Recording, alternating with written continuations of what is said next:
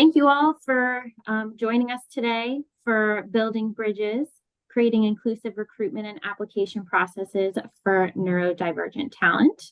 My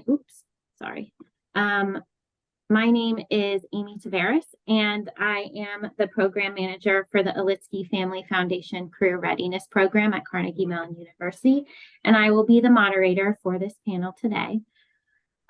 So this, as you can tell, that this session is being recorded so that you can view this later and remind yourself of some of the tips that we'll be talking about for making your recruitment and application processes more accessible for neurodivergent talent. So let's have our panelists introduce themselves. Nat, would you like to start us off? Absolutely. So first, thank you all for listening, whether it's live or playback. I know how valuable your precious time is. So thank you first to the audience, and thank you to Carnegie Mellon for helping set this up. My name is Nat Lakowski. I am a white woman. I am neurodivergent. I'm also the parent of a CMU alum, so it's nice to come back. And I'm honored and blessed to be IBM's Global Neurodiversity Advancement Leader. And I've been with IBM just shy of 30 years. Dave, you're next on my screen. Do you want to go next? Who, me? Yeah. Hi. Sorry, you cut out for a second. I'm Dave Thompson.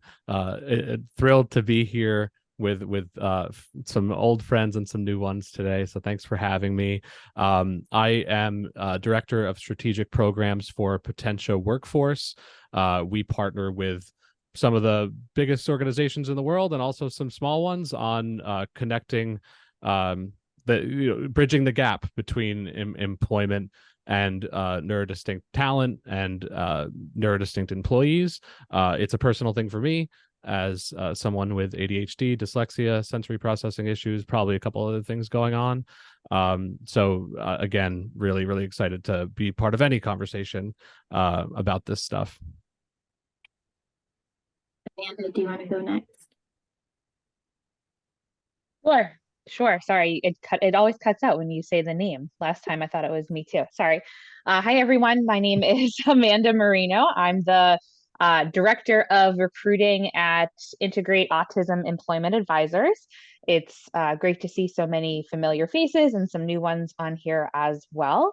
Integrate, we are a nonprofit organization who works with companies to help them identify, recruit, and retain autistic and other neurodivergent talent. So as a director of recruiting, I get to kind of have both views into working with neurodivergent candidates and helping them to be successful in the workplace and help them through the recruiting process, and also work with companies to help them become more neuro-inclusive. And happy to be here today. Thank you, Amy. Thanks, Amanda. Peg? Hi, good afternoon, everybody. I'm Peg Monahan. I am the employment advisor for the Center of Autism and Neurodiversity at Drexel University here in Philadelphia. I am responsible. I help our students to find what I would say find, get, and keep their co-ops. Each student is required to do 3 6-month co-ops before they graduate. And this year, our program was instituted in 2017, and being a 5-year school, we have more graduates than we've had in any other year from the program. So I'm now starting to move into full-time employment with the students as well. All right, thanks everyone. So today we will be utilizing the questions that you all submitted in your registration to have a discussion around neurodivergent talent and how to make the recruitment process more accessible. And if you have any further questions or clarification questions that you'd like to ask, feel free to put them in the chat or the Q&A, and we can see if we have time to answer them. So the first question to kind of start us off to make sure that we're all on the same page is defining neurodiversity versus what neurodistinct means and neurodivergent. Dave, would you like to start that off? Yeah, one of my favorite topics. Thank you so much. So this is a rapidly evolving conversation. There's no definitive correct answer to any of this stuff. But as someone who pays close attention to what's going on and has my own perspectives, this is how I see it. Neurodiversity is a different approach to looking at things like autism, ADHD, dyslexia, etc. And it's the idea that these differences in our wiring are naturally occurring. They don't need to be looked at through a medical lens, a pathological lens, or even a disability lens. Not everybody identifies that way. And further, it's a strengths-based approach to these things. So it's the idea that the diversity in our operating systems as humans literally benefits everyone, right? This is a really, really empowering idea for someone like me who is kind of raised through like a deficit model, or like perceived limitations and deficits and challenges and barriers, rather than being really encouraged to explore what I'm good at. And spoiler alert, not to toot my own horn too much, but toot, like I have plenty to offer the world of work, and I see that now. And a lot of that is thanks to discovering the growing, exploding neurodiversity movement. So neurodiversity includes everyone, to be clear, every single person, no matter how your brain is wired. Just like the word diverse, a person can't be diverse, so someone can't technically be neurodiverse. That would be kind of be a misnomer. So then these newer words, neurodivergent and neurodistinct, came about. Those words essentially have the same function. It just means someone with one of those particularly unique brains that affect their communication style, their thought processes, etc. Neurodivergent is the more popular term, but there's been some feedback, which I identify with, that using divergent could have some negative connotations and kind of imply that there is a normal and good brain, and then there's other brains, right? And that kind of defeats the logic that all brains are good and the diversity in the human mind is good. So the kind of new jam is neurodistinct. I'm really excited about it. But again, rapidly moving conversation and space. And as long as you mean well, there's plenty of people in the space that I respect very, very much that use a lot of these words interchangeably or don't use these at all. So, but when we're using all these different words, that's kind of what we're referring to. Does that make sense? I think so. Yeah, I'll add some sprinkles on top, which is exactly what Dave said, that as long as these words are spoken with a sense of empathy and a sense of understanding. I personally have heard neurospicy recently, so I thought that was pretty fun. But basically anything to show this as a positive strength. It's like being right-handed or left-handed. Are you a iPhone, or are you Android? That it's a way to be, and it's a way to celebrate and learn that, you're not broken. You were just designed to do something in a different way. And once you can shed that friction of trying to force yourself to do something in a different way, it can be freeing personally, but then there's also value in that, because if we all thought the same way, you don't get any new ideas. Great point. Absolutely. And so right now, with the way that hiring practices are and recruitment are done, they may not always necessarily play on the strengths of individuals that identify as neurodistinct. So Amanda, would you mind talking a little bit about what are some current recruitment practices that are hindering the ability to acquire more neurodistinct talent, and how they can be more accessible? Sure, absolutely. And just to go back to Dave and Nat's comments, one of our coworkers has a bumper sticker. I'm sorry, his wife has a bumper sticker that says neurospicy.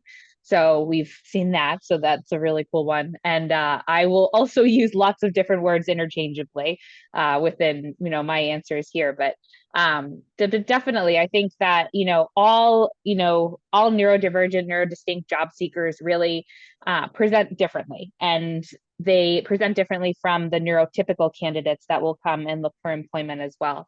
And they also look in different ways for employment than a neurodivergent individual. So really current recruitment practices at companies might be hindering candidates from applying or even getting past that kind of first recruitment application step. And there are several different ways that can really help a company become more accessible with their process, which is something I could probably spend all day on here talking about, since my job is director of recruiting. But I'll focus on a few to start here and not keep you all day. So one thing that we really take a look at too, and I think that's important to become more inclusive, is taking a look at job descriptions and seeing how they're written. Really, some job descriptions will unintentionally discourage neurodistinct individuals from applying to that position. They'll self-select themselves out of the running for that position. So with all individuals, being neurodiverse, everyone presents differently. So not to say that there is a one size fits all, but just for an example, to say that, if the job description says great communicator, you're great at communication, and an autistic individual looks at that job description and says, well, actually, I'm not, so I'm going to not apply for this. They don't even read the rest of the job description and they'll move on. So making sure that the language in there is going to be inclusive and going to not change what the requirements are for the job, but change some of the language that could make it so that all individuals feel that they can apply, that it's more towards the skills and background and what the position is looking for. The next one is just about accommodations as well. I know a lot of individuals will ask for how to request an accommodation during the interview or recruitment process. And really that information should be readily available, placed within the application, or if it's on the company's website to see. And so if a candidate has to inquire about how they would request an accommodation during the interview process, what the clear, concise steps are for them to do that is going to be most important. And also, it's important to follow up with how long they would expect to kind of hear back about that as well. Sometimes that can be a little bit anxiety ridden when you don't have the information about how long you would hear back from them. One thing also that I think just past the kind of a candidate looking for different positions and requesting accommodations, applying for different positions, is a candidate's resume. So oftentimes a neuroatypical resume is going to look significantly different than a neurotypical resume. For a few different reasons. A lot of individuals have a lot of challenges finding full-time employment. And that's why we're all here, is to help bridge that gap for individuals, neurodivergent individuals. It's also, neurodivergent individuals have a one-track mind focus. So if they are in college, they might not be participating in internships or extracurricular activities. They are focused on getting those good grades and getting through school. And that resume might get overlooked because they're going to have a completely different experience versus another individual that's able to quickly transition to, after school sport, or I talk after school because I have a 6-year-old. So thinking more in higher ed terms, but an extracurricular activity, or, joining something or participating in projects. So it's going to look a little bit different. But as long, making sure that as the recruiter, as the company, you're taking a look at the skills and knowledge needed for this position. And it's important to really assess an individual based on their skill level to really reveal if their potential, their effort, their demonstrated effort for the responsibilities of the job is more consistent to what you're looking for.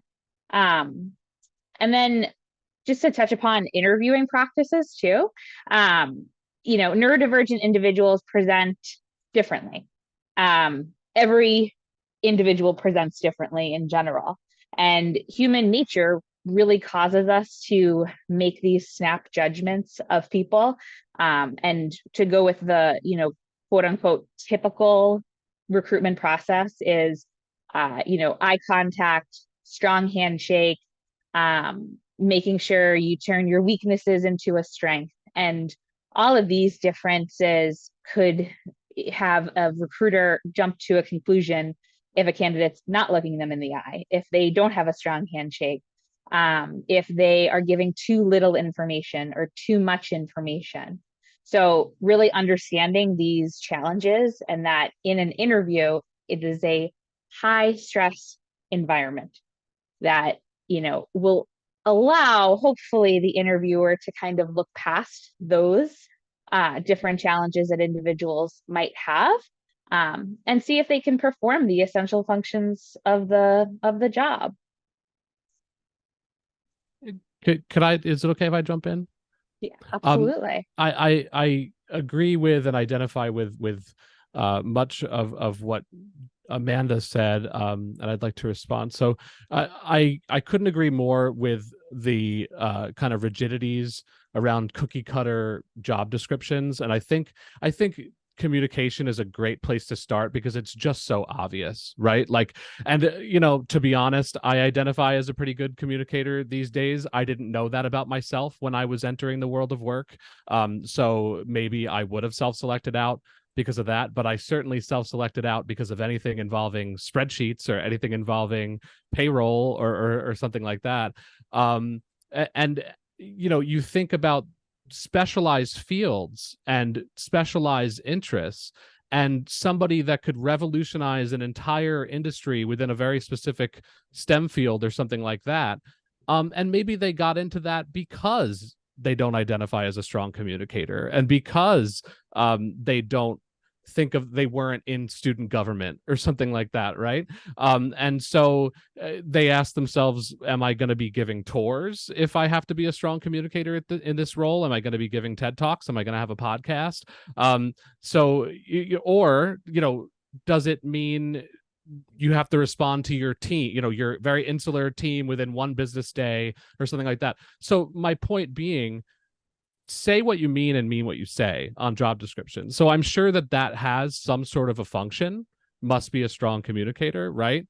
But not maybe, when you're using this copy paste language, and whether you're in HR or you are the tour guide or you're the cybersecurity person, you have the same language, then it ends up not meaning anything. And those are things that are very clunky and intimidating and hard to get through for a lot of neurodistinct job seekers and professionals, including myself. And then to speak for a moment about resumes, I think there's a lot of rigidities there too. I think we need to be careful now with things like AI and your algorithm and your CRM or whatever, counting out candidates that have so much to offer because it doesn't fit the exact, kind of prescribed idea, or whatever you entered in is like the minimum requirements. Again, someone could be 10 times as good at the skill, like the core skill that they need to be in a certain role, and not have one of the other things. And I think that companies should be a little bit more flexible about that. If this job that I have now, which is my dream job, had a job description on Indeed and I found it, it probably would have had a couple things that didn't end up on my actual job description, and I probably wouldn't have applied. It would probably have something like payroll. It would probably have something like spreadsheets. So it's important to be, and then they would have missed out on me, right? Which would have been horrible. So that's no good. That said, it's important to remember we're not a monolith. I didn't do extracurriculars not because I had super particular interests or rigid interests or something like that, but because of imposter syndrome and rejection sensitivity and, being on a different bus and being in special ed classes, and so my resume entering the world of work didn't look like everybody else's, but again, plenty to offer. Resumes don't reflect necessarily how engaged someone's going to be, how dedicated, how long they're going to stay, how they can change your company, how they could change your culture. And lastly, I would add, invite a dialogue.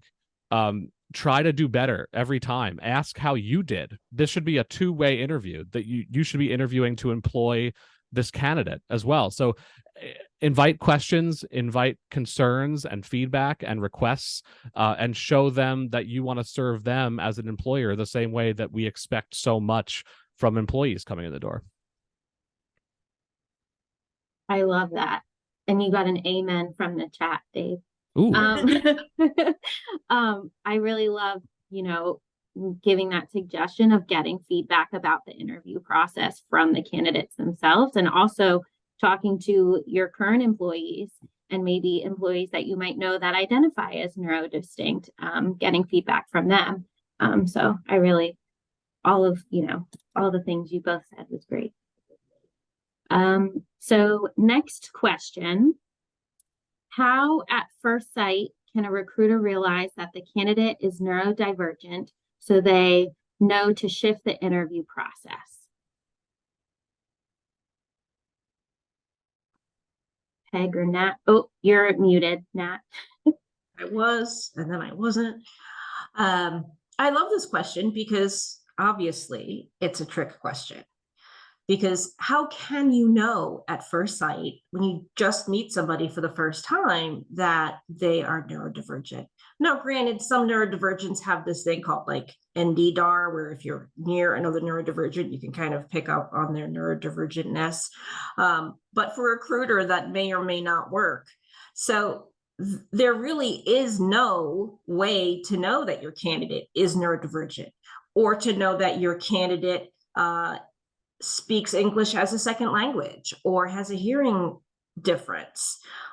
So you really have to, as a recruiter, do your homework, check your unconscious bias. Instead of saying, oh, they're not looking at me, I guess they're bored, or they're thinking about, something else. Really do that homework to say, what is it that I need? How am I communicating? Does it matter how you are communicating? And it really goes down to being able to show that your company is a safe place, a company that values your candidate's the candidate's authentic self. And by doing that, you are letting that person know that your company, your organization is neurodivergent friendly. So this way they are willing to say, hey, for this interview, it would really help me succeed if we can do it this way. Or for the recruiter to know up front to say, we're doing this big job fair at Carnegie Mellon, and it's going to be kind of like a mosh pit with everybody elbowing in. So I would like to assign times that you can come speak to IBM at 11:15, or to have, I'm moving into the next question. But just to go through that and realize that the candidates are nervous, and that interview is not the best representation ever. Like, even if for anybody, right? The interview process just sucks, right? But if you add that extra filter onto being neurodivergent, what can we do to make it better for everybody, right? If you can, the recruiter just simply asks, I want you to succeed in this interview. What can I do to help you succeed? And just leave it at that. And maybe it's, well, could you give me some of the questions in advance? Or could we do it this way? Or, but just having that empathetic messaging, showing that you're a servant leader in your company, that you want them to succeed. You're not like, oh, I'm going to get to, make somebody else sweat. That's not the ideal. It's to have a conversation and just saying that, when we go to the whiteboard, this is going to be collaborative. You're not on stage. I want to see how you work with other people. This is why we're doing it this way. And just be transparent. And I think that at first sight doesn't exist. So it's doing that by thinking about universal design, by thinking about the human experience, And when you do that, you can then advertise that your role is for everybody, right? You're not target hiring neurodivergents, because neurodivergents can be great at programming, but they also can be great at landscaping and writing and art and being a chef or anything else on the planet that people are passionate about.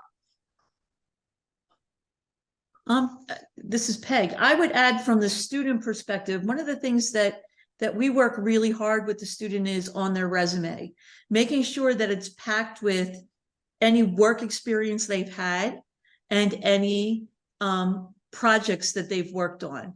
Hopefully, I call it making it like a Jeopardy board, so that when the interviewer sits down and with the candidate, there are things on the resume that the interviewer can ask about that the student is prepared to discuss, rather than asking that how many baseballs fit in a swimming pool kind of question that would throw anybody, you know. And I always envision our students answering with an interviewer asking that question and then saying, well, how deep is the pool? What's the pitch? What's this? And then the interviewer's head's ready, like, why did I ask that question? So Yeah, helping to prepare the student, because at first sight, you can't tell, right? And if I've had many employers come back and say, well, he didn't make eye contact, but did he have the skill, right? And no one will answer that question, because if they do, I'm going to come back and say, well, then why didn't you hire him? Right. Right. And it goes back to that, that Amanda said, of having these job descriptions and everybody's kind of hitting the same theme. When I'm coaching students or speaking at job fairs, I like to tell the students to think of that job description as a Tinder profile, in which you're never going to find somebody that's a 100% match to you. Right? If you find somebody on Tinder, or whatever your app du jour is, that's an 86 or an 80% match, go have coffee. What's the worst can happen? But if you're sitting there looking for 100% exact match to my qualifications, it's more about knowing what you don't know, or knowing what you can learn. And self-disclosure comes into it. It's a personal decision. I personally have it in my resume. I was asked a question once, like, how do you feel you are at multitasking? And I'm like, well, I'm an ADHDer. That's my wheelhouse. What else you got? And they were just kind of like, but using what you have and being okay with it. Like, you can say, well, I know I don't have this skill of this application, but I'm a very fast learner and I'm always eager to learn new things. So that's how you can overcome, something. And if it's a job for a receptionist, that maybe they do want good eye contact, but if it's, something else, does it really matter? I'm usually staring at a screen. I think, Nat, another discussion I've had a lot with the students is, on a job description, say there's 10 bullet points. And if they'll say, well, I don't know all 10, I can't apply. Well, do you have familiarity with 6? Yeah, then you should apply. And then I'll say to them, look, for anybody, no matter who you are, if you walked into a new job and you knew everything the first day, what would happen in 6 months? And they're like, I'd be bored. And I'm like, yes, you want to go into a position where you can learn and you can grow. Right. And so sometimes the students will look at me kind of cockeyed, like, and then, okay.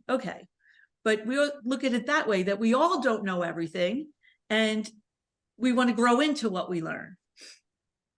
And Peg, that ties really, really well into what Jackie just put in the chat, where, you're telling students that they are going to be learning on the job, but also encouraging employers to keep in mind that the candidates have the capacity to learn the skills and tasks, rather than honing in on if they already possess the skills, is also important. Yes. Thank you, Jackie, for sharing that. Thanks, Jackie. Anything else on the at the first sight? Okay. So the next question we have is, what are scalable solutions you would recommend for an organization to prepare its environment for neurodistinct talent to thrive? I just say start and go back to that question of asking, how can I help you succeed? right? It could be somebody that, works better in the middle of everybody. Like some neurodivergents like to sit in the quiet corner, but some of them feed off of the energy of others. So just asking, how can I help you succeed? Like maybe it's okay, I can't sit near the bathroom or the elevator or the kitchenette, way too distracting. Or I would do really well if I can put a red, yellow, green sticker on my wall or a light. So if somebody's coming next to me and the sticker is red, they know, come back later, don't tap me on the shoulder because I'm in the zone. These things cost no money. A lot of things are, you can use social contracting, and I live by social contracting. I don't always pick up on social cues. I don't know always when it's my turn to talk or interrupt, or that I'm talking too much. And on my team, my safe word is pineapple. And that just lets the other people know that, and I say, if I'm talking too much, I don't pick up on social cues, just say pineapple and we'll move on. This way you're not like, oh my God, she'll never shut up. Or she's really rude because she doesn't shut up and she doesn't let anybody else talk. But if you say pineapple, I go, oh, I'm doing that thing, thanks. And then you go. That can help me, and it could help the whole team dynamic move. And these things cost no money.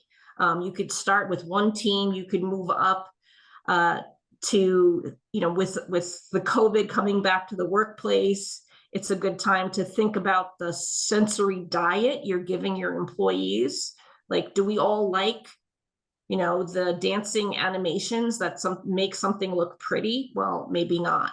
So you could talk about your accommodations from a UX design, but also a physical design. Like, there is no reheating of fish in the office. I'm sorry, that's should be an international rule because it stinks up the entire office. So please, nobody reheat fish in the kitchenette.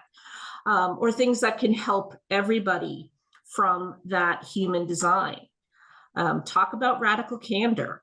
Have neurodiversity be seen as another factor of diversity when you're talking about training, right? We talk about race. Have parity with these other relationships of diversity factors, because, I'm a woman and I'm neurodivergent, but you have this sense of intersectionality. It's 1 in 20 people. I think that was the last official study. Now there's 1 in 5. It's definitely out there, but we have to give it power. We have to say the word neurodivergent or neurodiversity. And it's kind of like showing your pronouns. If I say the word that makes you feel safe, that we can talk about this, and then everybody can use their strengths to their best advantage. And then your weaknesses can be leveraged on the team by others. Like, I love to speak to people. I don't like to write. So Dave, you be my ghostwriter and I'll go on stage and do the speech. We can work as a team. No, you don't want to write? All right. Let's both speak. Okay, you and I will speak and Peg will do the writing. Oh boy. Oh boy. But to leverage that everybody has a strength, and ND is part of my superpowers, but everybody has superpowers and everybody has weaknesses, and it's how you manage that weakness. And you don't have to have it perfect to start. Some companies, and I know Potentia is one of the amazing ones that has this, how best to work with me. I would like nights. I like to use instant messaging versus a meeting. This is how I communicate. And then with that radical candor, you can stop and go, hey, when you do X, it makes me feel like Y. So can we do Z instead? And just move on. Pineapple? Okay. I just want to add, thank you for that compliment. That's called our personal instruction manual that we support companies in filling out. And one of the biggest things that happens is that when we're teaching managers and we really want to make sure that companies are fully supported and not just trying to put people in seats, right? One of the biggest things that happens is people raise their hand and they say, but this is good for everybody. This is a really cool self-reflective exercise. It's a helpful tool to share. That's what we want with true inclusivity in mind, right? But I kind of want to just zoom out a little bit on the question and say it's just so interesting how so much of the positioning of this is always about how to recruit and how to get people in the door, when the biggest thing you could do as far as scalable solutions is become an employer of choice for neurodistinct professionals, right? And like Nat implied, I mean, if you have more than 10 or so employees at your company, you definitely have neurodistinct employees. Congratulations, you have a neurodiverse workforce. So one of my favorite things to do when I meet with decision makers, and I razzle them, then I dazzle them, and then I tell them I'd never work at their company, and I get pretty enthusiastic whys, right? And it's because of things like what Amanda was talking about earlier with job descriptions, and because of like the vibe and the rigidity around how we get things done, and all of the sensory inputs and things like that. We want to encourage a culture of psychological safety where people feel safe in telling you what they need to be set up for success. People feel safe in being vulnerable, which starts from the very, very top. You don't have to tell me you're neurodistinct, but tell me something, everyone is human, and we need to keep the humanity in employment, right? Make sure people feel safe in asking questions, making mistakes, seeking extra support, contributing in ways that they find meaningful just as much as the employer finds meaningful, raising their hand and saying, I have a problem, or I challenge this process. And that's definitely to the company's benefit, right? Another thing as far as scalable solutions you can do is empower your own employees. Listen to your own employees. Only once you have a culture of psychological safety can you do something like have an employee resource group around neurodiversity. If you don't have a psychologically safe culture, you won't get very far with that employee resource group, right? But that group will become a self-sustaining, self-propelling kind of living, breathing entity within your organization that will help inform your policies and your culture and your trainings and everything else. But only once the vibe check is in order, right? And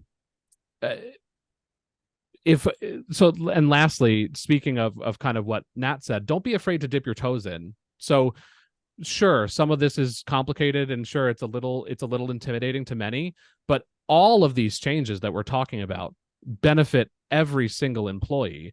And there are small ways to start. There are actionable ways to start. If I Google a Fortune 100 company, like the name of a Fortune 100 company, along with the word neurodiversity, and nothing comes up, that says something, right? That silence says it all, right? So I think that people are very well-meaning, employers are very well-meaning. I think they're just intimidated by this rapidly growing space and concerns about cost and about complications and interoffice politics and things like that. But I'm telling you right now, it's time to draw a line in the sand and get involved. And you can get involved in a lot of ways, including calling us up or calling Integrate, or calling any of the eager partners. Then there's so many. So not just a shameless plug for Potentia, but there is such an exciting movement going on, and you see changes to this every single day. So you're not alone in this mission of trying to be more neuro-inclusive. People are eager to help you. So just kind of start paying attention and listening, not just to your employees, but to the wider movement, figure out best practices, and then it'll become a whole thing. Good luck. I would just quickly add to that is when an employer will call us and say, we want to consider neurodiverse students for whatever position, for our organization. And the first thing I would ask, I do ask is, do you have a business need? Is there a business requirement? right? Because we want to make sure that whatever student gets placed in that organization is in the right for their skills and their interests, because we know that for anybody, no matter who we are, if we don't like what we're doing, it's not going to be good for the person. It's not going to be good for the organization. So we don't want to give people a job just for giving them a job. We want it to be meaningful and applicable and interesting to them. So Dave, to your point in that, start small, right?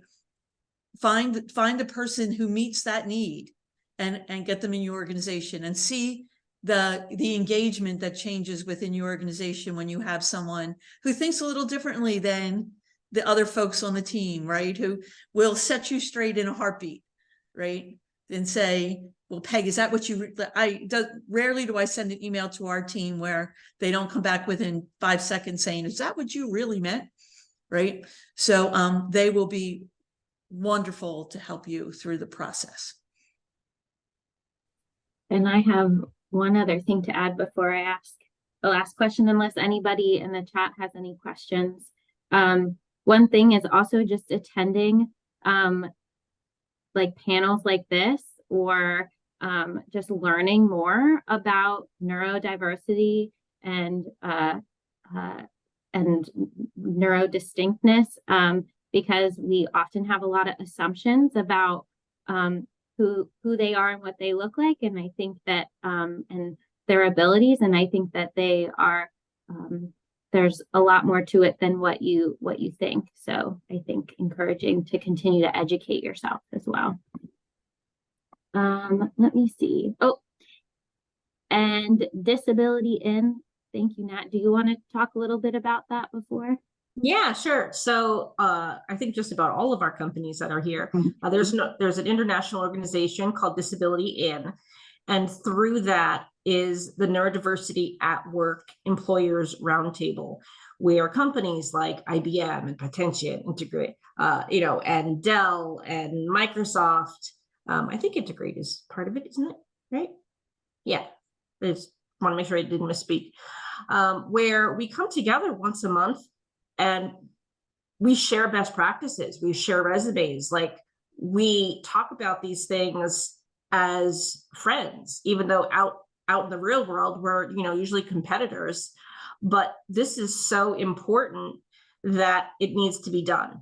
And I'm not only neurodivergent, I'm also the parent of one that actually attended Carnegie Mellon and was in a fantastic, well, I thought it was fantastic anyway, autism based support program or internship, and was taught through that, and me a little bit, to use his skills for good and to be open about that. And I like what Amy said earlier, which is everybody keeps learning, just like the language keeps changing and what is acceptable and what is not as acceptable.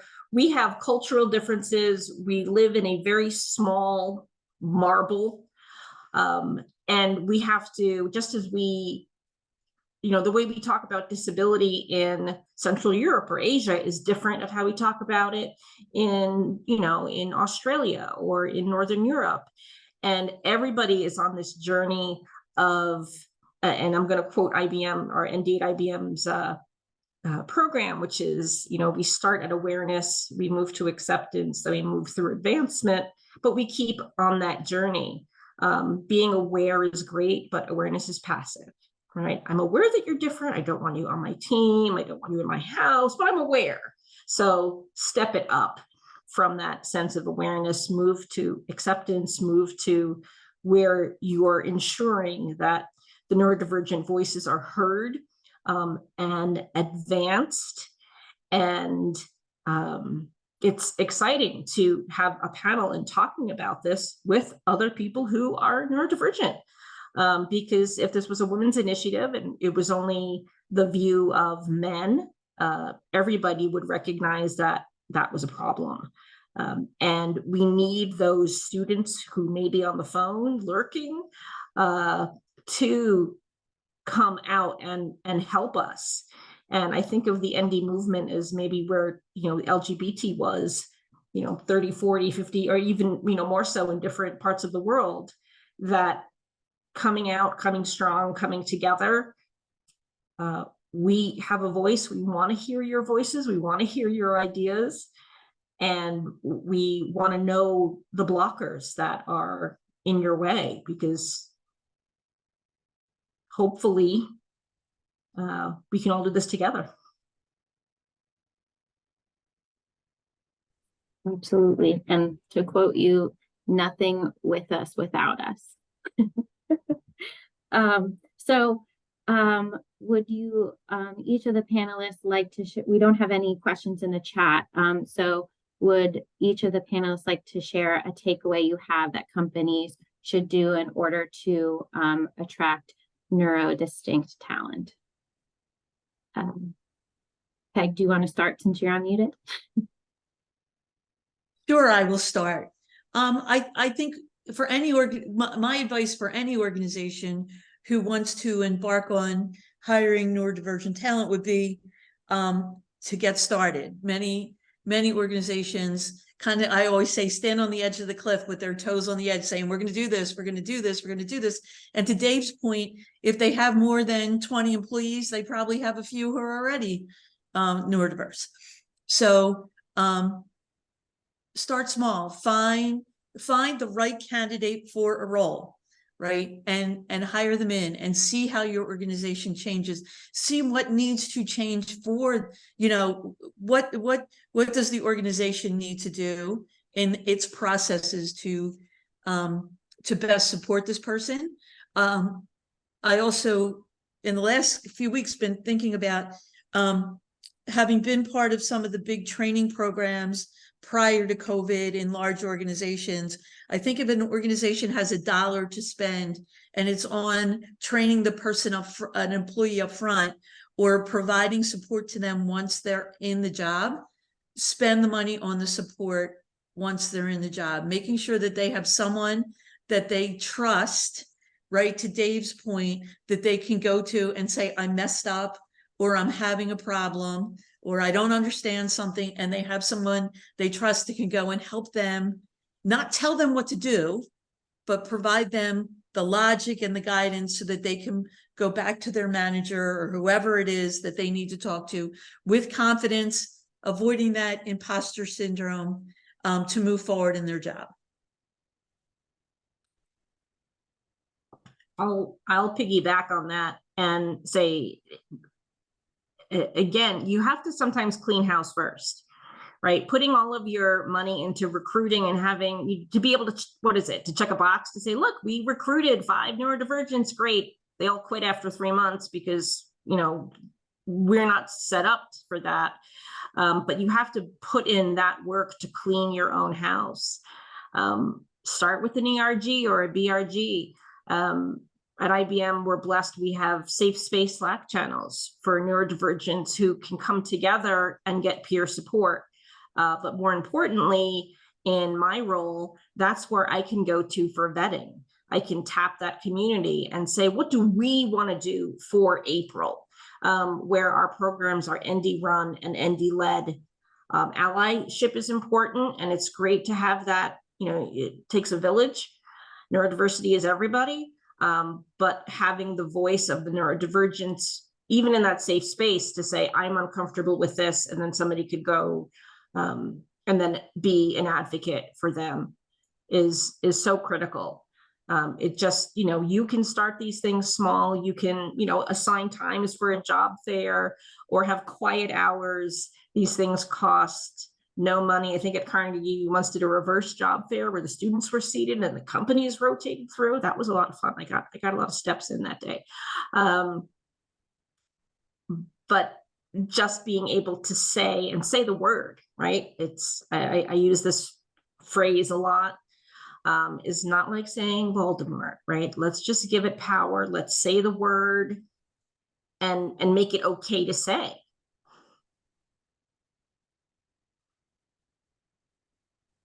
Now I'm thinking of Voldemort holding a pineapple. It's kind of a weird thing in my head. Oh, well. Amanda, do you want to go next? Sure. Yeah. So I'll relate mine really a takeaway back to but then definitely agree with both Peg and Nat in terms of within the company and current employees. Couldn't agree more and admire both of you for suggesting both of those. Those are amazing, amazing, really, suggestions and takeaways. And there are so many takeaways. I try to always relate mine back to recruitment just because that's the world I've ended up in. But providing some alternatives to the traditional recruiting practices for, rethinking how to interview candidates.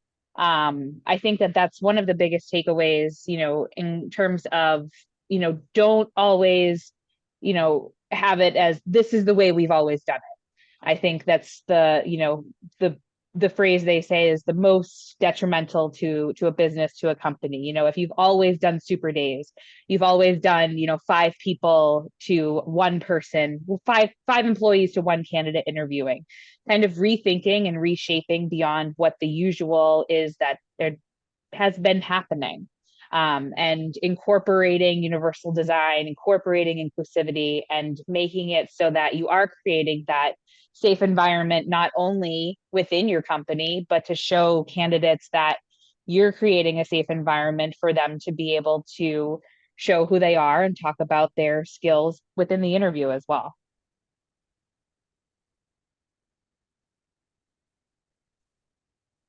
Guess that's me.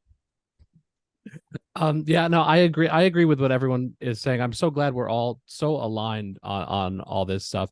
I just want to say, I don't mean to downplay the importance and how wonderful recruiting initiatives can be, right? I mean, that's a huge thing that we do at Potentia. And I know we've spent a lot of time saying, well, forget about that before you clean up in-house, right? And both are important. I do think that there's a little bit of a curb cut effect. There's a little bit of a side effect of recruiting initiatives that it does send a very positive message, and it does make you kind of put your money where your mouth is and really look at your processes. And it kind of creates a case study within your organization to say, okay, these are all the things we needed to fix for this particular program. Then these are all the things we need to fix, right? So it is one way to start, but yeah, don't be too afraid to dip your toes in. Any kind of step forward is a positive one, but it starts with your people that you already have.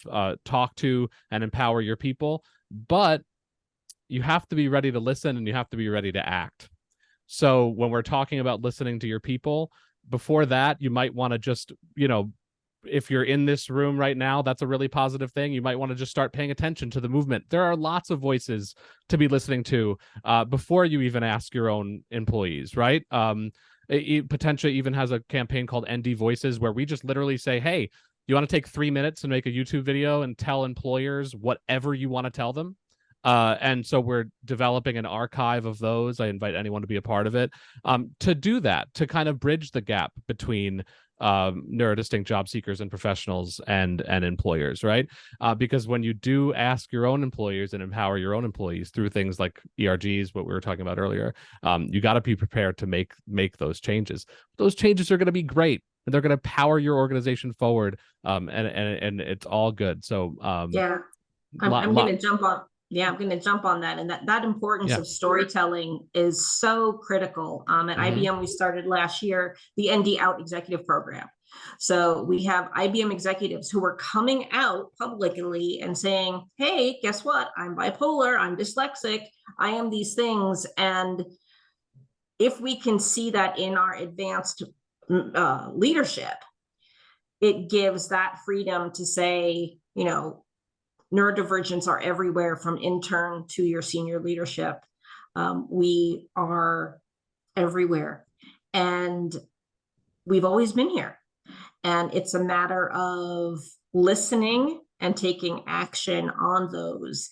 And I think also being okay with not knowing it. It's being okay to say, Dave, I'm not exactly sure how would this be better than this? Like, don't be afraid to ask the question, because, oh, maybe it's going to hit HIPAA and I can't do this, or, just start, as going back to what Peg said.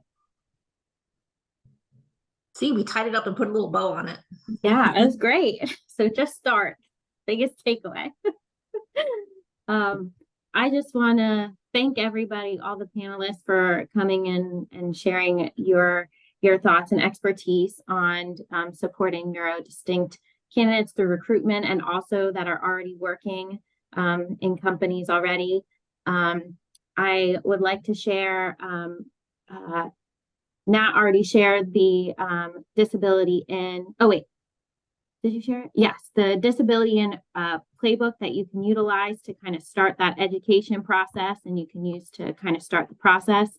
And then I would also like to share the Alitsky Career Readiness Program website. We continue to collaborate with other experts to provide more information and provide more education on supporting neurodistinct job candidates.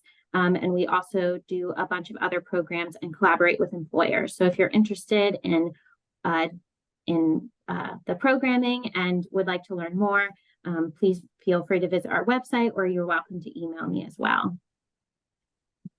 Thank you all so much.